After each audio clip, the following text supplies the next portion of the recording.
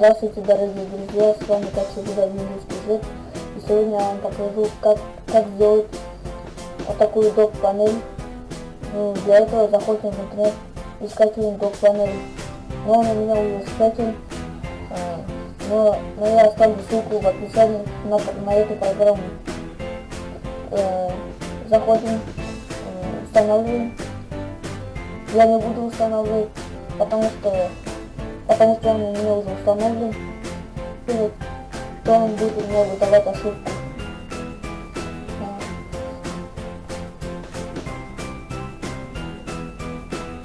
Но после того, как вы установили док-панель, наводим курсор мыши на панель,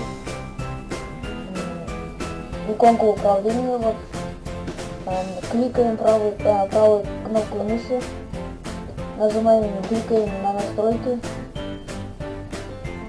например, выбираем тему. Выбрать можно любую, например, я хочу вот это, мне нравится это. Так, можно здесь выбрать цвет. Давайте я поставлю красный.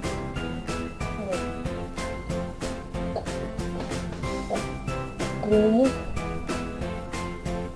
А потом, чтобы настроить под себя, нажмите содержимое и прочитать инструкцию, настроить док. Нажимаем применить, кликаем правой кнопкой мыши по рабочему столу, переходим на персонализацию, изменение значков рабочего стола, убираем галочки, нажимаем применить.